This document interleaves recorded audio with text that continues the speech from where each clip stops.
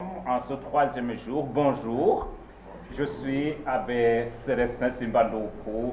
Je suis chargé aujourd'hui de présider à la présentation des 7 contributions prévues pour cette journée. Je peux seulement parler français. Quand il y aura des interventions en anglais, je vais recourir à un interprète.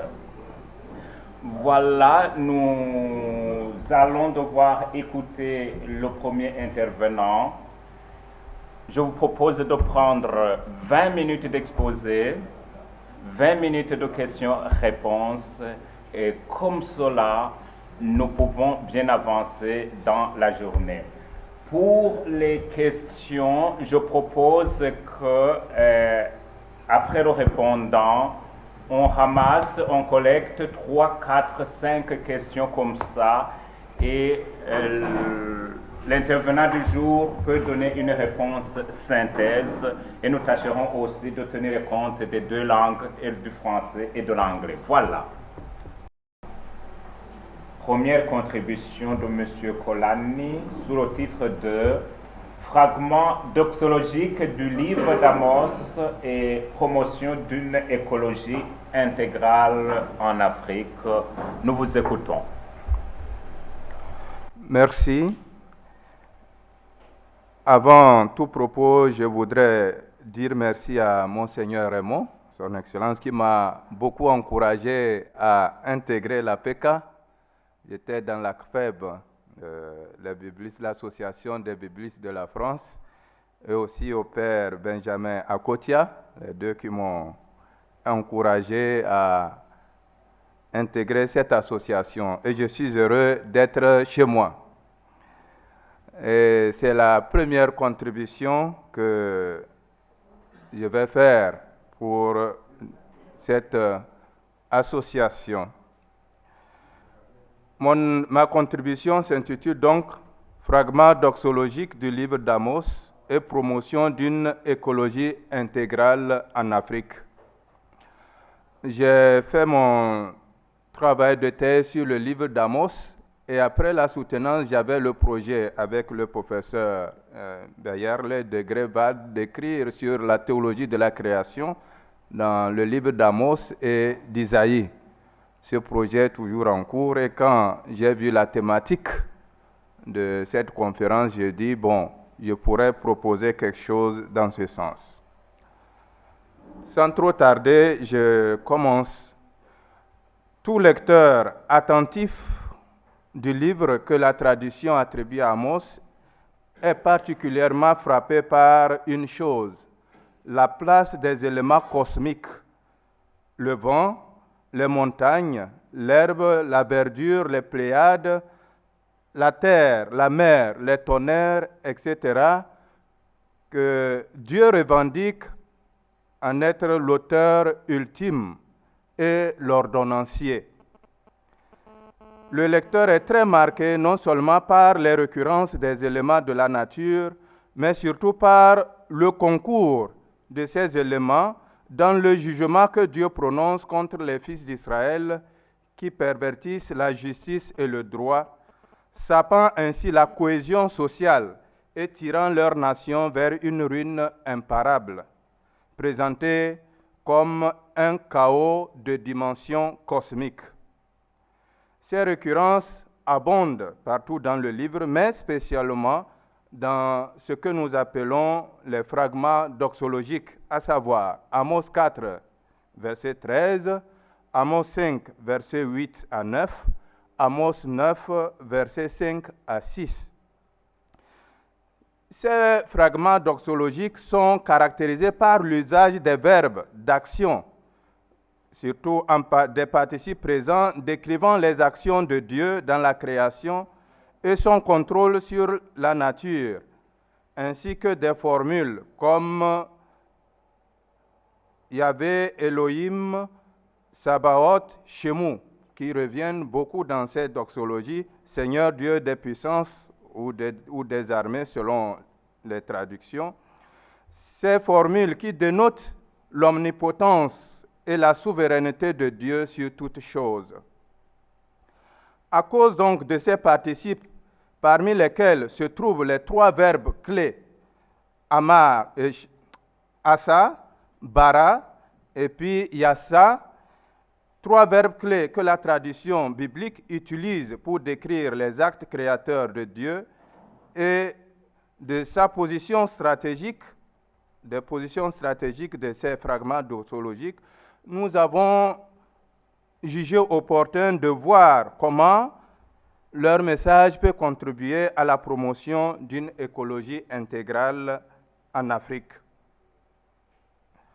Un pléthore d'auteurs ont déjà étudié ces doxologies, mais sans faire valoir leur enjeu pour une écologie intégrale. Et on peut citer de nombreuses études, dont le plus récent est l'un du Ghanéen Adou, qui a fait un article sur le concept de Dieu créateur dans les doxologies d'Amos. L'intérêt et l'originalité de cette étude est de mettre en perspective l'éclairage que ces doxologies apportent à tous ceux qui, dans nos sociétés africaines, s'efforcent de conscientiser nos contemporains sur l'urgence et la nécessité d'aborder la question écologique dans une perspective holistique. Évidemment, il n'est pas question de lire ces doxologies en cherchant à y découvrir des recettes ou un programme d'action écologique. Il s'agit plutôt d'y chercher à cerner l'enseignement qu'elles livrent sur la création et sur l'être humain et sa relation avec le monde et Dieu, le Créateur et Maître de l'univers. Alors, comme toute étude biblique, nous avons procédé d'abord à une analyse exégétique de 2 doxologies, parce que le temps imparti ne permet pas d'étudier les 3 doxologies. Nous avons choisi les 2 premiers, puisque la 3e doxologie reprend les mêmes éléments déjà présents dans les 2 premières doxologies. Donc, étude exégétique d'Amos 13 et d'Amos 5, 8 à 9. Nous commençons cette étude par l'analyse contextuelle. Il faut voir le contexte dans lequel cette doxologie se situe, le contexte dans le livre. S'agissant d'Amos 4, 13, il est à remarquer que cette première doxologie se trouve entre Amos 4, 1 à 12 et Amos 5, 1 à 27. 2 oracles débutant par la même expression, Shemeu Adabar Hazé.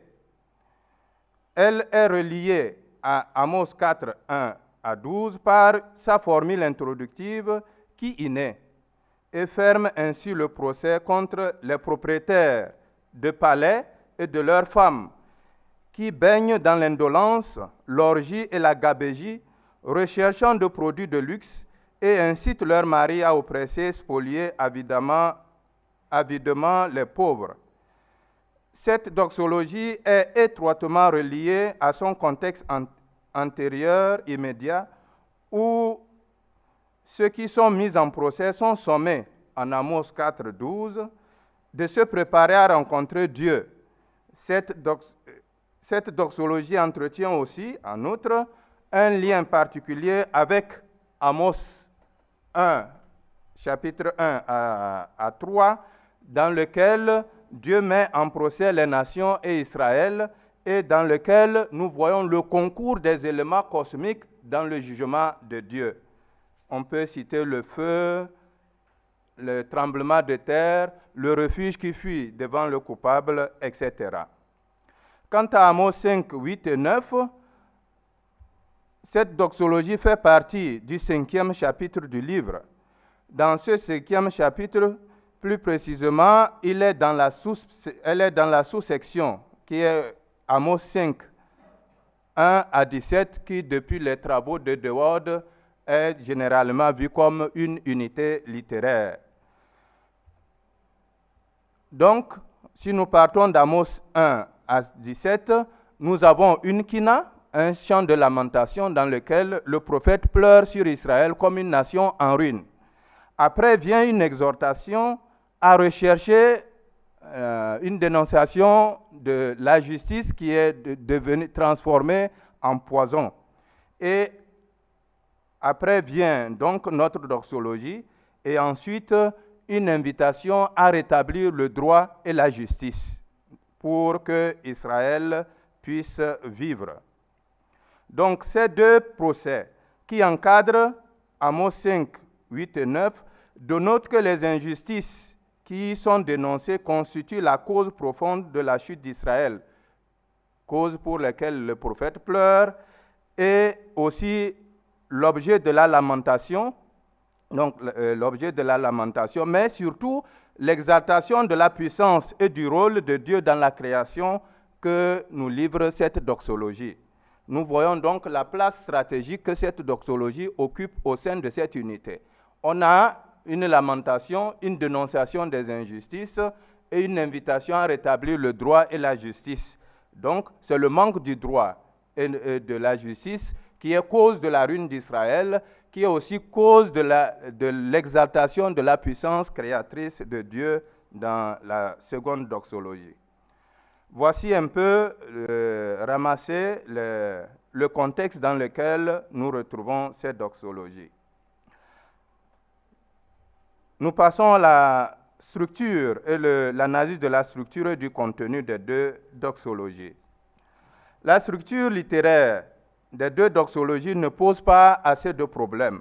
Ce qui rend difficile leur interprétation, c'est plutôt le nombre d'apax et d'autres termes difficiles qu'elle renferme. La première doxologie, Amos 4, 13, est une phrase composée de 6 propositions verbales.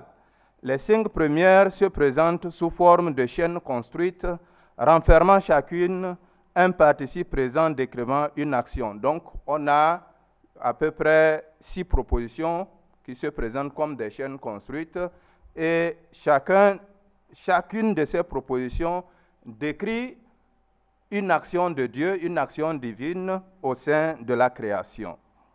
Sauf la dernière proposition, la 6e, qui ne décrit pas une action, mais qui comporte un verbe pronominal avec un complément de nom consistant en un long titre divin que je venais de lire. Yahvé, Elohim, Sabaoth, Shemu.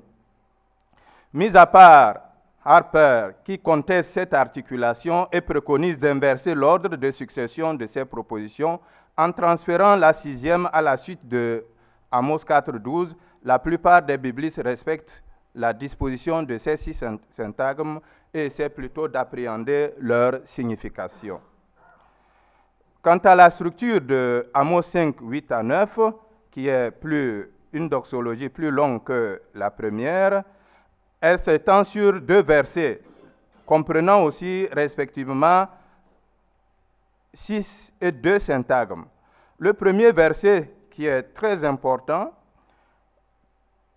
se termine aussi par le nom divin.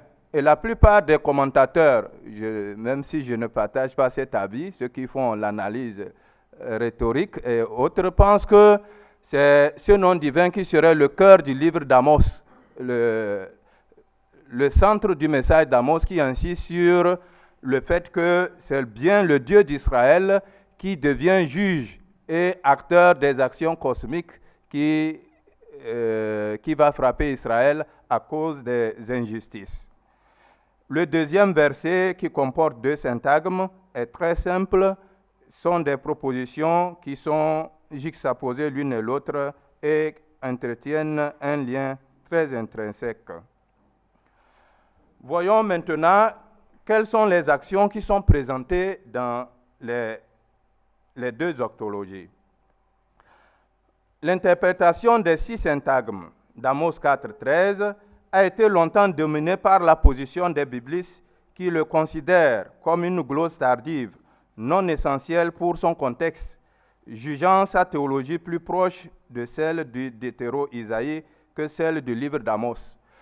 La première chose, c'est de statuer sur cette question pour savoir est-ce que les actions de la création qu'Amos décrit viennent du Deutéro-Isaïe ou bien émaneraient du livre du prophète Amos lui-même. Parce que c'est essentiel. C'est la première fois si nous nous situons, qu'on trouve les trois verbes, hein, surtout le verbe bara. On a longtemps parlé d'ici comme si c'était une notion post-exilique. Nous nous inscrivons dans une autre perspective. Nous pensons, suite au travail de Story, de Baumgarten et d'autres, que le livre, cet hymne, serait la première attestation biblique du concept de la création. Bien sûr, le débat pourrait être ouvert sur ce point. Donc, si nous regardons cet hymne comme la première attestation biblique du concept de la création, la première action que Amos décrit comme œuvre de Dieu concerne celle des montagnes et du vent, qui est décrite avec le participe présent, Boré et Yoser. Leur interprétation pose problème parce que la Septante a rendu Yoser et puis Arim par ego stéron brontens, ça veut dire je façonne la terre. Mais cette interprétation aujourd'hui abandonnée parce qu'elle modifie, elle remplace le terme Arim, montagne, par le substantif Eraham, ça veut dire tonnerre. Merci. Nous pensons qu'ici, il s'agit de deux éléments symboliques qui désignent par mérisme ce qui est stable, la montagne, de plus imposant et stable, et ce qui est invisible et non saisissable, que représenté par le vent. La troisième action est centrée sur l'homme. Elle est aussi très discutée parce que ce sont des doxologies qui comportent beaucoup de apax. Mais il s'agit aussi de la description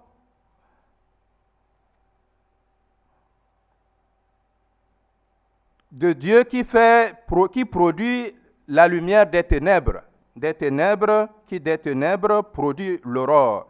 Donc Dieu est présenté ici comme celui qui continuellement régule le temps, qui fait advenir le jour, qui fait rythmer le jour et la nuit.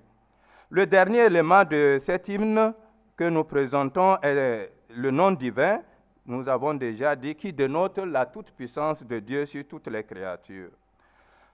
La deuxième doxologie s'inscrit dans le même sens.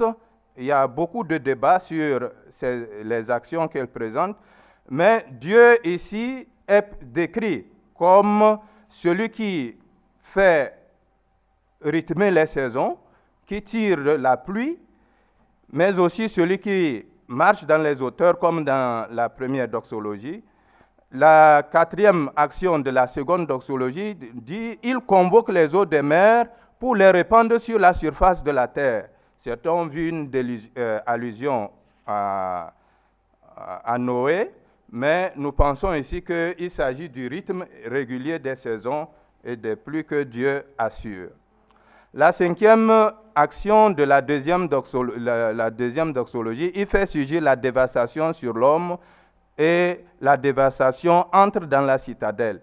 Ici, Dieu est présenté comme celui qui peut soumettre, celui qui se croit le plus fort, le plus puissant. Donc, il n'y a d'autre puissance que lui. C'est ce qui va en lien avec les noms divins qui sont attribués à Dieu dans ces doxologies. En somme, l'énoncé d'Amos 5, 9 et d'Amos 4, 13 dresse le procès d'un Dieu qui assure de façon permanente la sécurité et la stabilité d'Israël, au-delà dans l'univers. Ainsi, dans la deuxième doxologie, Amos présente un Dieu qui effectue le changement régulier des saisons dans le but du maintien de l'ordre. Alors, cette image de Dieu contraste avec l'agir du peuple. Dieu continuellement essaie de maintenir l'harmonie de la création, alors que les fils d'Israël sapent cette harmonie en pervertissant, bien sûr, la justice et le droit. D'où les différentes invitations à pratiquer la justice et à faire revenir le droit pour éviter le chaos, un chaos aux dimensions cosmiques. Dès lors, nous avons pu dégager deux pistes pour la promotion d'une écologie intégrale en Afrique. Si, dans le contexte d'intervention d'Amos et le contenu des doxologies étudiées nous incite à poser que la promotion d'une écologie intégrale en Afrique doit passer nécessairement et prioritairement par la lutte pour le respect de la justice et du droit, la Mishpas et la Sedaka, deux valeurs essentielles pour la stabilité et l'harmonie cosmique. En effet, Amos est d'abord intervenu pour dénoncer une société où les ressources sont accaparées par une minorité insouciante de la situation des pauvres. La minorité qui sape le droit et la justice et qui tire la société vers le chaos. L'Afrique présente à tout point de vue une situation similaire. Il ne s'agit pas de faire l'anachronisme à celle de l'époque d'Amos. En effet, en Afrique, une minorité détient la richesse, exploite la masse populaire et empêche par divers moyens l'épanouissement des pauvres.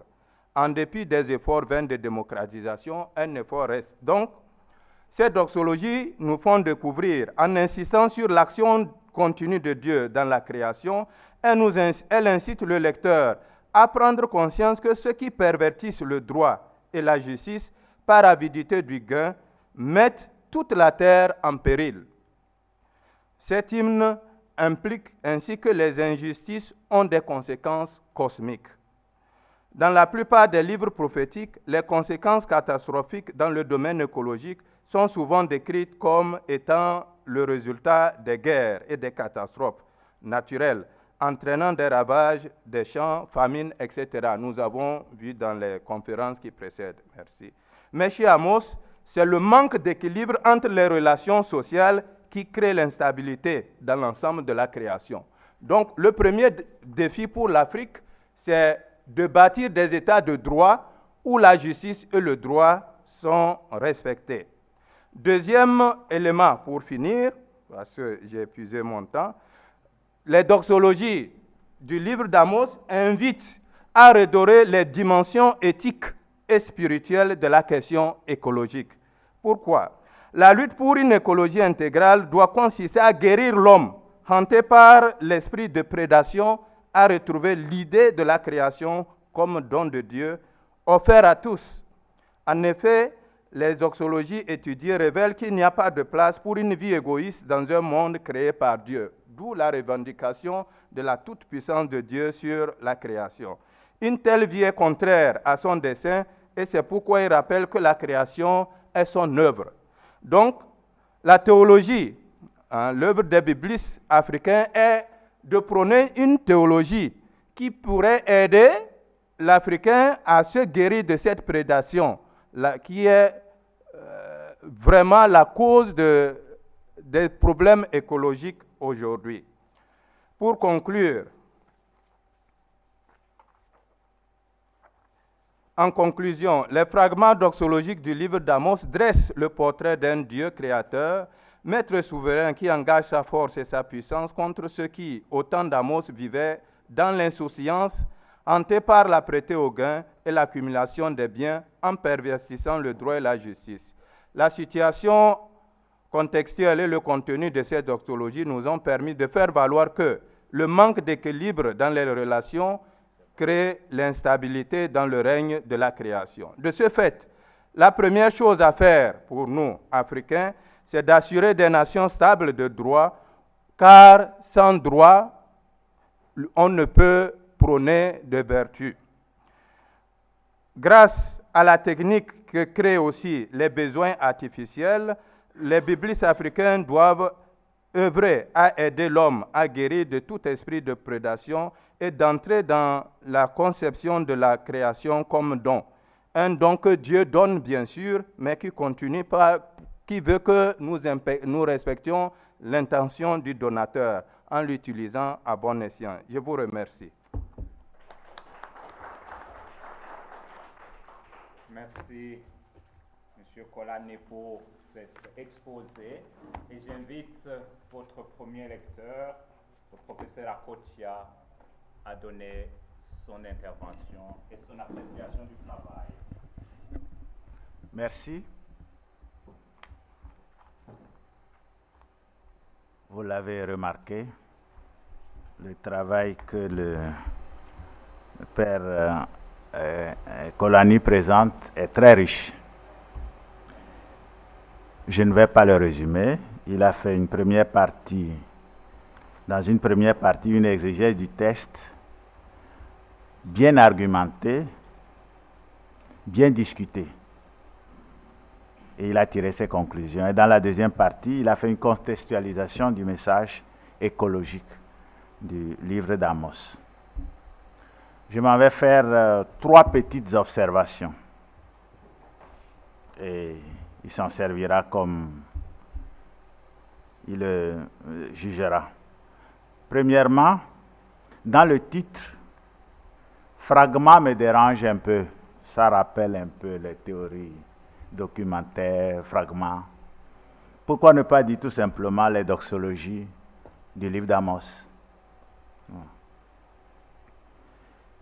Deuxième observation, le livre d'Amos oppose la ville à la campagne. Je n'ai pas senti dans votre travail la grande question de l'urbanisation, parce que toutes les critiques de la justice sociale d'Amos, en réalité, sont des critiques de la vie urbaine, de l'urbanisation. Et on voit le dernier chapitre, quand il chante la restauration d'Israël, il est fait seulement l'éloge de la vie en campagne. Alors, ma question est de savoir si la question écologique n'est pas plutôt, dans le livre d'Amos, une question urbaine. Est-ce que derrière cette doxologie qui proclame le Dieu créateur, est-ce que ce n'est pas plutôt une critique de l'urbanisation? Voilà. Et ça, c'est ma première observation. Voilà. Et la dernière observation, c'est que dans votre dernière partie, la contextualisation du message, on ne voit pas très bien le lien que vous faites entre justice et droit et écologie. Et je relie ça à l'observation que je viens de faire. Si vous prenez la question de la justice et du droit comme une critique de la vie urbaine, et alors on verrait mieux ce qui est la contre-critique. En d'autres termes, voici la question que je vous pose comme ça. Est-ce qu'en pratiquant la justice et le droit, on ne se retrouverait pas dans la vie en campagne? Est-ce que ce n'est pas ça que Amos veut dire? Est-ce que la ville peut pratiquer vraiment la justice et le droit? Est-ce que ce n'est pas dans la vie de la campagne, le dernier chapitre, qui serait l'idéal de cette vie juste et droite? En tout cas, merci encore. J'ai pris plaisir à vous lire. Merci.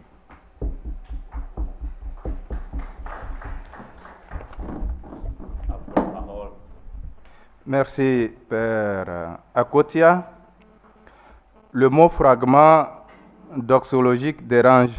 Oui, c'est exprès que j'ai mis pour satisfaire les différentes tendances. J'aurais dû mettre simplement les doxologies d'Amos, mais en tenant compte du fait que certains exégètes disent que c'est une seule doxologie qu'il faut regrouper. Il y a beaucoup de recherches qui ont tenté à regrouper ces doxologies en une, etc. Je me suis dit, bon, il fallait respecter un peu les différentes tendances. C'est pourquoi j'ai mis les fragments doxologiques. Mais dans mon travail, après l'introduction, je ne parle plus de fragments. Je parle de doxologie parce que j'ai pris position un peu contre cette tendance. La deuxième question, oui. Je partage moins. Bon, il y a depuis Renan, bien sûr, que disait que Amos est ce campagnard assoiffé de la vie de la campagne et qui serait contre la vie urbaine. Et bien sûr, il vient d'une campagne, c'est un éleveur de Tekoa et il se retrouve en Samarie, dans la capitale. Et il y a beaucoup d'éléments dans son livre qui pourraient dire que il fait d'abord une critique urbaine. Moi, je pense que d'abord, il est parti pour proclamer, pour rappeler ce qui fait le fondement d'une existence sociale, qui sont la Mishpas et la Sedaka. Et si ces éléments, ce que j'essaie de montrer dans ma contribution, c'est que quand ces deux éléments sont sapés, on va vers un chaos. Et le chaos n'est pas seulement un chaos qui concerne que les humains, mais c'est un chaos social, cosmique. Parce que si la justice et le droit ne président plus les relations entre les humains, alors chacun, c'est la jungle. Imaginez, je donne des exemples, quelqu'un peut se lever, brader le patrimoine d'un pays comme il veut, c'est ce qui se passe. On signe des contrats avec des multinationales sans mettre des clauses, etc., etc., etc. Ça crée. Mais là où le volet de la critique urbaine que j'aborde brièvement dans mon travail, c'est le fait que le manque de la justice et du droit pousse les gens vers l'exode et ça crée encore des problèmes écologiques dans le milieu urbain qui devient un lieu surpeuplé, etc., etc. Mais moi, je n'ai pas... Est-ce que Amos, en critiquant la justice et le droit, veut retrouver une vie de campagne?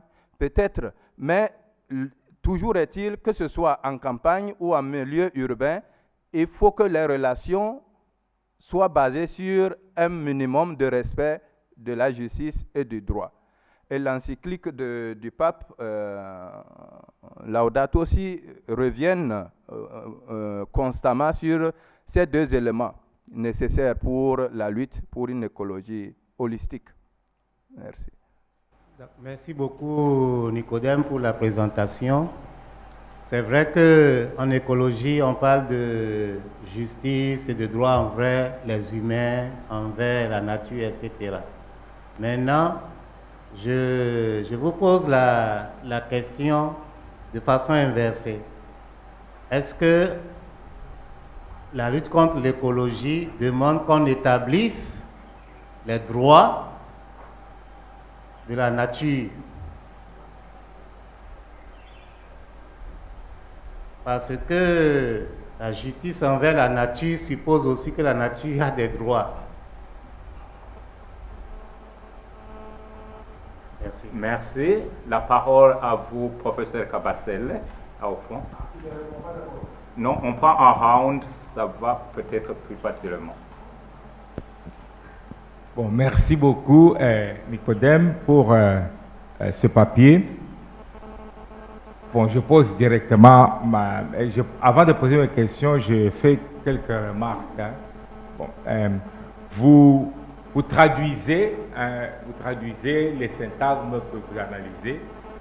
C'est bon, je vous demande de traduire les mots par des mêmes termes. Pourquoi? Parce qu'à ce moment-là, vous allez faire voir les équivalences, les répétitions. Par exemple, dans les schémas que vous faites, vous traduisez le verbe assa par créer. Là, ça ne va pas parce que il y a déjà le verbe bara qui est créé. Maintenant, pour faire la différence, c'est bien de distinguer. La même chose, dans la première doxologie, vous dites Adonai Elohé Savaot Shemo. Et vous traduisez Adonai, le Dieu de puissance, est son nom. Hein? Et puis plus loin, Adonai Shemo, vous dites il se nomme le Seigneur. Non. Il faut mettre la même chose. Hein? Donc Adonai est son nom. Comme ça, on voit facilement les rapports entre les deux. Et puis je me demande, est-ce que ce ne serait pas intéressant de montrer que les deux verbes utilisés en Amos 4.13 Yatsar et Bara, sont les verbes de la création. Dans le premier récit, Bara, dans le deuxième récit, Yatsar. Donc, bon, comme on parle de la création, montrer quand même ça, et puis approfondir sur les sens. Sur les sens. Bon. J'ai deux questions. Est-ce que vous pouvez préciser intégral que vous ajoutez à écologie? Qu'est-ce que ça signifie? Qu'est-ce que ça ajoute? Et puis deuxièmement, c'est le lien que vous faites avec la justice et le droit. Bon, à partir des doxologies, on a l'impression que vous tirez par les cheveux. Bon, en tout cas l'impression. Parce que bon, vous parlez, si vous prenez les doxologies, c'est parce que on montre ce que Dieu, lui, fait sur la nature. Et puis tout d'un coup, vous parlez de la justice, c'est ce que l'homme doit faire. Mais quel est le rapport entre les deux? Donc c'était ce que Dieu fait, hein, et puis maintenant, ce que l'homme doit faire. Bon, je me suis demandé, hein, c'est un peu je me suis demandé, peut-être vous auriez pu réfléchir sur, dans ce que Dieu... dans ce qu'il y a dans les doxologies, on parle de donc Dieu qui révèle à l'homme son dessein. Donc peut-être bon, étudier, mais quel est ce dessein? Sinon, on ne voit pas bien le lien entre les doxologies et l'exigence de la justice. Voilà. À vous la parole. Merci. Je commence par le professeur Kabasele pour répondre. La traduction, vous préconisez, merci pour l'observation. J'aurais pu garder, si je vais faire une analyse en montrant les parallélismes et autres, serait bien, mais je ne m'inscris pas dans cette logique AB pour répéter les mêmes schémas. C'est un choix, une traduction que j'ai proposée, essayer de voir. Mais la logique aurait voulu que je garde, comme vous le dites, les mêmes. Ça permet de voir les liens, les symétries surtout. Le mot écologie intégrale, je l'ai mis exprès pour éviter de tomber dans l'environnementalisme. L'écologie intégrale, c'est pourquoi je parle des fois aussi holistique, qui prend en compte l'homme, la nature, etc. Vous savez qu'il y a tout un débat. Le concept même d'écologie a évolué jusqu'à aujourd'hui de parler de l'écologie intégrale. C'est dans ce sens que j'ai ajouté, et je n'ai pas présenté tout le travail. Vers la fin, où je propose un chemin de retour à Dieu qui se trouve, je donne des éléments qui montrent qu'une écologie doit viser une relation harmonieuse entre les humains eux-mêmes, mais entre les humains envers la nature. Donc, c'est dans ce sens que j'ai choisi d'ajouter intégral. Le lien entre le droit. Je comprends votre observation, mais si vous lisez mon travail, lorsque je fais la situation contextuelle de ces fragments, de ces doxologies, nous trouverons bien la question de la justice et du droit. Pourquoi le prophète, après avoir dénoncé l'attitude des femmes, et depuis le chapitre 3, se met à produire une doxologie?